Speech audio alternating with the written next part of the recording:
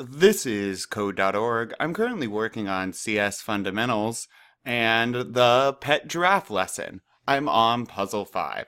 All this play takes energy.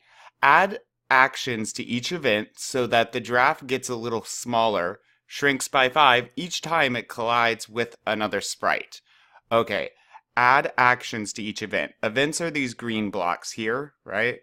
So win, win, win are our events. Now add an action that the giraffe gets a little bit smaller. So set, nope, we don't want to set the size. Aha. We want to change the size. So whatever size Geraldine was, let's change it by 4 if Geraldine touches the puddle. And then let's grab that one again. Let's actions.